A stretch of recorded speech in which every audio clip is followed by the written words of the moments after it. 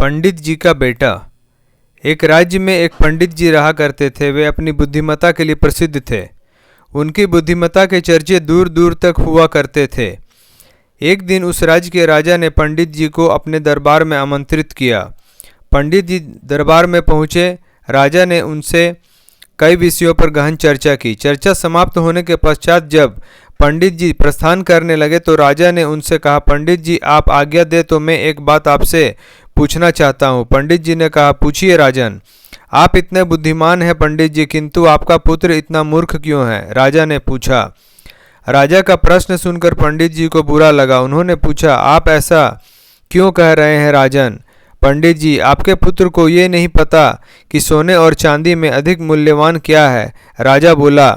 ये सुनकर सारे दरबारी हंसने लगे। सबको यूं हंसता देख पंडित जी ने स्वयं को बहुत अपमानित महसूस किया, किंतु वे बिना कुछ कहे अपने घर लौट आए। घर पहुंचने पर उनका पुत्र उनके लिए जल लेकर आया और बोला, पिताश्री जल ग्रहण करें। उस समय भी सारे दरबारियों की हंसी पंडित जी के दिमाग में गूंज रही थी। वे अत्यंत क्रोध में थे। उन्होंने जल लेने से मना कर दिया और बोले, पुत्र जल तो मैं तब ग्रहण करूंगा जब तुम मेरे इस प्रश्न का उत्तर दोगे।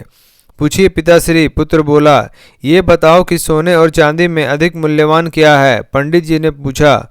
सोना अधिक मूल्यवान है, पुत्र ने तपाक से उत्तर दिया। पुत्र का उत्तर सुनने के बाद पंडित जी ने पूछा, तुमने इस प्रश्न का सही उत्तर दिया है, फिर राजा तुम्हें मूर्ख क्यों कहते हैं? वे कहते हैं कि तुम्हें सोने और चांदी के मूल्य का ज्ञान नहीं है। पंडित जी की बात सुनकर पुत्र सारा माजरा समझ गया। वह उन्हें बताने लगा, पिताश्री मैं प्रतिदिन सुबह जिस रास्ते से विद्यालय जाता हूँ उस रास्ते के किनारे राजा अपना दरबार लगाते हैं। वहाँ ज्ञानी और बुद्धिमान लोग बैठकर विभिन्न विषयों पर चर्चा करते हैं। मुझे वहाँ से जाता हुआ देख राजा अक्सर मुझे बुलाते हैं और अपने एक हाथ में सोने और एक हाथ में चांदी का सिक्का रखकर कहते हैं कि इन दोनों में से तुम्हें जो मूल्यवान लगे वो उठा लो। मैं रोज चांदी का सिक्का उठाता हूँ। यह देख वे लोग मेरा परिहास करते हैं और मुझ पर हंसते हैं। मैं चुपचाप वहाँ से चला जाता हूँ। पूरी बात सुनकर पंडित जी ने कहा, पुत्र जब तुम्हें ज्ञात है कि सोने और चांदी में अधिक मूल्यवान सोना है तो सोने का सिक्का उठाकर ले आया करो। क्यों स्वयं को उनकी दृष्टि में मूर्ख साबित करते हो? तुम्हारे कारण मुझे भी अपमानित होना पड़ता है। पुत्र हंसते हुए बोला, पिताश्री मेरे साथ अंदर आइए, मैं आपको कारण बताता हूँ। वह पंडित जी को अंदर के कक्ष में ले गया। वहाँ एक कोने पर संदूक रखा हुआ था। उसने वह संदूक खोलकर पंडित जी को दिखाया। पंडित जी आश्चर्यचकित रह गए। उस संदूक में चांदी के सिक्के भरे हुए थे। पंडित जी ने पूछा, पुत्र ये सब कहाँ से आया? पुत्र ने उत्तर दिया, पिताश्री राजा के लिए मुझे रोकना और हाथ में सोने और चांदी का सिक्का लेकर वह प्रश्न पूछना एक खेल बन गया है। अक्सर वे यह खेल मेरे साथ खेला करते हैं और मैं चांदी का सिक्का लेकर आ जाता हूँ। उन्हीं चांदी के सिक्कों से यह संदूक भर गया है।